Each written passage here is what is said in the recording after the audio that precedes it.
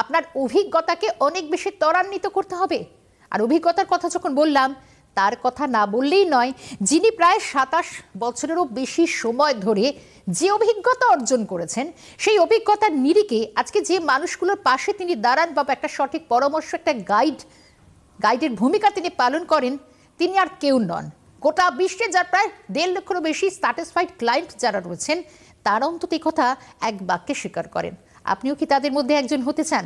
তাহলে আজকে দেবদর্শন অনুষ্ঠান আপনার হতে পারে। আর অবশ্যই শুরুতেই বলছিলাম যে যার কথা এই অনুষ্ঠানে না বললেই নয়, তিনি হচ্ছেন inner spirituality and wisdom organisation of Shri Ramakrishna পরমহংসদেবের ফাউন্ডার অ্যান্ড চেয়ারম্যান জ্যোতিষগুরু আচার্য দেবদত্তদা। দেবদত্তদা, অনেক স্বাগত জানাবো আজকের এই অনুষ্ঠানে, আজকের এই সন্ধ্যায়। এবং আমরা জানি যে মৌনী অমাবস্যা আসছে, এবং দর্শকদের জন্য এটাই বলবো যে বাবা মারগুলোর কথা আমি বলছিলাম যে যারা ছেলে মেয়েকে নিয়ে, সন্তানকে নিয়ে খুব বেশি চিন্তা করছেন বা ভাবছেন যে সামনে আবার বোর্ড এক্সাম রয়েছে, ক্লাস 10 রয়েছে, ক্লাস 12 রয়েছে, এদের রেজাল্ট নিয়ে আপনারা বড্ড চিন্তা করছেন, কি করবেন? মৌনী অমাবস্যায় কি উপায় থাকছে, সবটাই বলবেন দেবদত্তদা। ওম হরি ব্রহ্ম। আর আজকের দিন হচ্ছে বিবেক জাগ্রত করার দিন। ঠিক তাই। তো যার কথা বলা হচ্ছে ঠাকুর শ্রী শ্রী রামকৃষ্ণ পরমহংস দেবের যে একদম প্রিয় শিষ্য, যার জন্যই আজকে বিবেক জাগ্রত আমাদের, সেই স্বামী বিবেকানন্দের আজকে জন্মবার্ষিকী।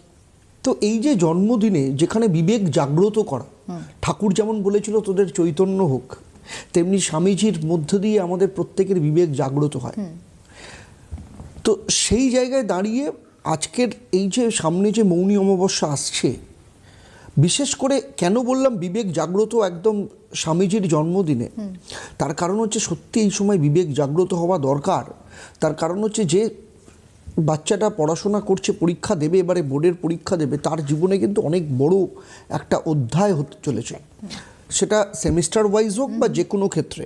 কারণ এর ওপর কিন্তু তার প্যারামিটার তৈরি হবে যে পরবর্তী ক্ষেত্রে ক্লাস 10-এর পর সে কোন স্ট্রিম নিয়ে পড়াশোনা করবে, কিংবা 12-এর পর তার প্রফেশনাল কোর্সটা সে অ্যাচিভ করতে পারবে কিনা।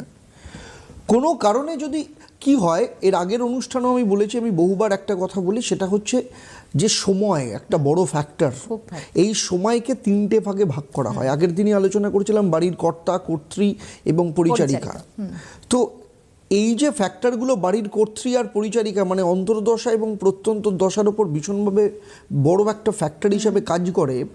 এবং তার সাথে যেটা সবথেকে ইম্পর্টেন্ট যে জায়গাটা, সেই অন্তর্দশা প্রত্যন্তর দশা, যেটাকে ডাইরেক্ট প্রপোর্শনেট উইথ তার লগ্নটা কেমন থাকবে। কারণ একটা মানুষের জীবনে লগ্নটা এমন একটা জিনিস, এমন একটা আধার, যে একটা কথা বলা হয় যে যা নেই ভাণ্ডে তা নেই ভাণ্ডে, মানে ভাড়ার যদি কোনো কারণে শূন্য থাকে, তাহলে বিশ্ব ব্রহ্মাণ্ডে হাজার কিছু থাকুক না কেন, আমার কাছে সেটা কিন্তু পয়েন্টলেস, আমি কিন্তু পাই না। কিন্তু আমার ভাড়ার যদি স্ট্রং থাকে, তাহলে আমি সারা জীবনের কষ্ট করেও আমি সেই জায়গাগুলো কিন্তু পেতে পারি।